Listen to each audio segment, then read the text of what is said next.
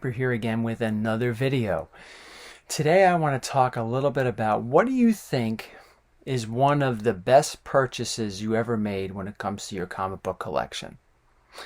Now I know I'm not, I'm going to talk a little bit obviously about mine today, but I'm not necessarily saying this was the best purchase, and I'm not asking you that because I think for a lot of us, we've made a lot of good purchases over the years, some better than others for many different reasons. Okay, so that's just going to pick one that I think is one of the best that I've made.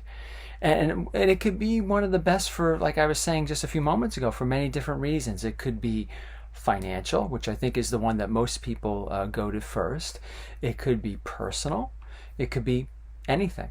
So it's going to be hard to talk about before I get to the one that I'm selecting for this particular video. It's kind of hard for me not to mention this one. I mean, of course, for anybody that has this book, depending on what you pay for it, they would probably say that Amazing Fantasy 15 is probably one of the best purchases they made, right? This is my Amazing Fantasy 15. I mean, I have a 2.0. I think I have a nice looking 2.0. Since I like to upgrade eventually down the line, I don't know when, it probably will be upgraded. But it's kind of hard for me to make a video like this without saying that that's one of the best purchases. Even though when it comes to financially speaking, I certainly didn't pay what 2.0s go for today.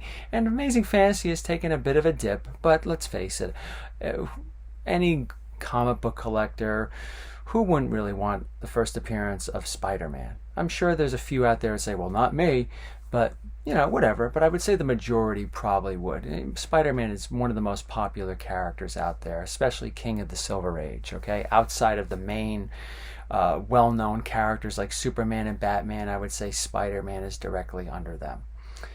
But that's not the one I want to talk about. The one I want to talk about is this, and for a number of reasons, okay? Why I think this is probably one of the best purchases I ever made when it comes to collecting comics.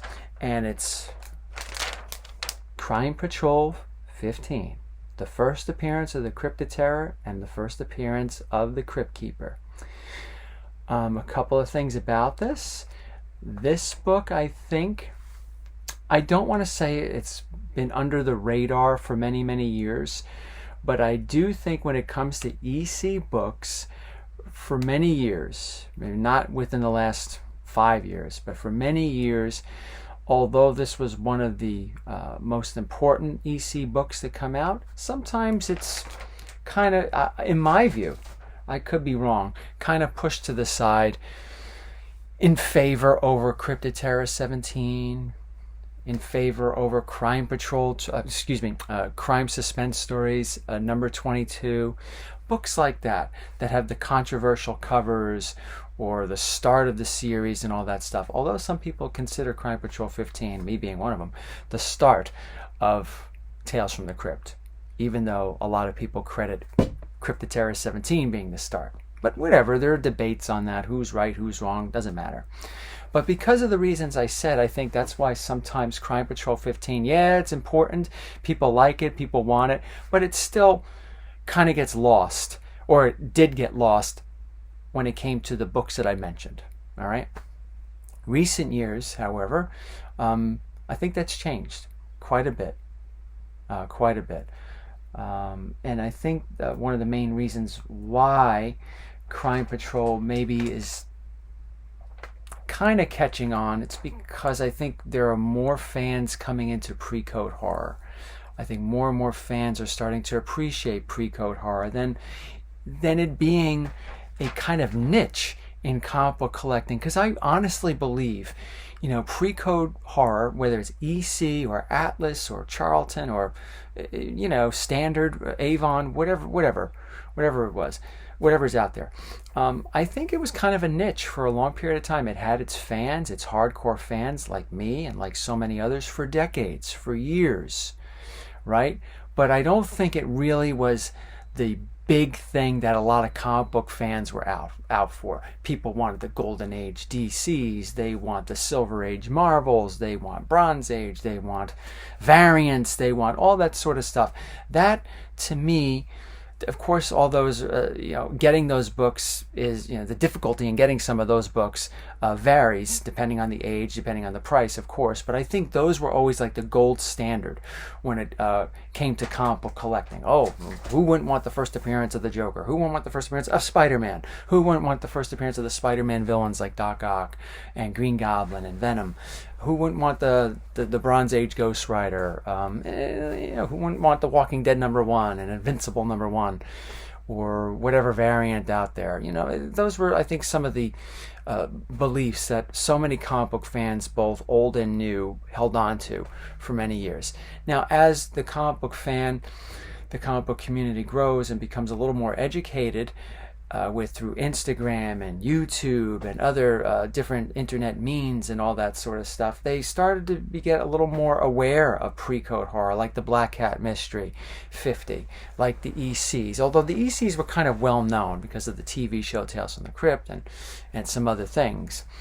But other titles, like the Atlas titles, right, that only maybe a small niche of people really knew about when it came to their covers, like the Mystery Tales 19 and the Marvel Tales 124, and it goes on and on. Strange Tales 28, Astonishing 30. Now that people are seeing these books on Instagram and videos like this, they're starting to say, hey, those are pretty cool. And I think that started creating this, really opened up pre-code to a lot of people. And when that opens up, people start looking for the keys. They see the covers, they think those are cool, like the Crime Suspense Stories 22, but then they start realizing, oh, the first appearance of the Crypt Keeper, what was that? That wasn't Cryptoterra 17, that was Crime Patrol, and then stuff like that happens. I think that's part of it. That's not the only reason why. Now, that's just a little bit of what I think about the Crime Patrol 15. It's, where it was years ago, where it is today. Okay, now let me talk to you a little bit about why do you think this is probably one of the best purchases? Aside from the things you said, are there other reasons why? Yeah, I do. Let me go over the first one, financial, because we can't get too far away from that. This book is not that easy to find. You could find it every now and then, but it's not that easy to find. And when you find it, it's usually pricey. You could go on eBay and maybe find 2 of them, but they're probably not going to move because they probably hear that the seller has them at such a ridiculous price. But ridiculous or not, it's still pricey. It's going to cost you some money. And even though I said before it brought a lot of new fans, that a lot of new fans came into pre-code horror, I don't know if they're willing to take that financial plunge into something like this. Some are, but I don't know how many are willing to do that. But there have been recent sales of Crime Patrol 15 and mid-grade 6.0 on Heritage, I think a couple of them, over the last 6 months. Have fetched some pretty decent, hefty prices. So there are people out there that are willing to spend the money on it. So the point is, yeah, financial. For what I paid for my copy here back in 2018, when I dedicated myself to finding Crime Patrol 15, I was originally going to go for a Crime Suspense Stories 22. But I said, I want the Crime Patrol 15. I like the Crypt Keeper. Tales from the Crypt's my favorite series out of the EC books. I need to focus on that one. And then when I finally found it, after about not long searching, I was really dedicated. And I think I told the story on how I got it on one of the old YouTube videos from that time. Well, I'm not going to repeat it now. But for what I paid for it and from what these books are selling for right now, I mean, how could you not say it's not a win? As ETA Nick would say, it's anything that's a double is a win. Well, this one's a hell of a lot more than a double when it comes to what I bought, what I paid for it, and what the going price of it is. So financially speaking, yeah, it's definitely one of the best. But the last one I want to say is the personal reason, and I kind of already delved into that. Crime Patrol 15, first appearance, Crypt Keeper, Cryptoterra, Tales from the Crypt. I was brought into comic books because of Tales from the Crypt, you know. They weren't my first. That they were some of the reprints were some of the first comic books I bought back in the early '90s. But it was because of Tales from the Crypt that I started taking an interest in comic books, and you know the story of X-Men kind of brought me into the collector mode, and Spider-Man kept me there, and all that sort of stuff. But it was Tales from the Crypt that really introduced me to the comic book side of things when it comes to entertainment. Seeing the HBO show and seeing that they were comic books and finding out they actually were, and it was really magical. And these were comics that I wanted to read. These were comics that I liked, horror stories and some science fiction and crime in there and all that. So personally speaking, it's very important to me. And to have the first appearance of probably one of, I would say it's the most coveted EC title, EC issue. Some may argue. Some may say, well, no, I think the Crime Patrol, I keep saying that. The Crime Suspense Stories 22 is. No, I don't think so. It's probably the most infamous cover because this cover, let me show it to you again. It's cool. It's a dark cover. It's not bad. But it's, it's nothing to write home about. It really isn't, compared to the Crime Suspense Stories 22 and some of the other Crime Suspense Stories and other EC covers. Let's stay within EC. We could go pre-code. We could be talking about covers all day long. But within EC, the confines of EC, it's not. I don't think it's one of the best ones. It's not one of the most terrible, but it's certainly not one of the most memorable. It's not one of those books that's just going to sell because of the cover, like some others. But I still don't think that the Suspense Stories 22 even comes close to being better than Crime Patrol 15. I think Crime Patrol 15 is the essential EC book for collectors. Some may disagree, but I don't think so. I think you're wrong.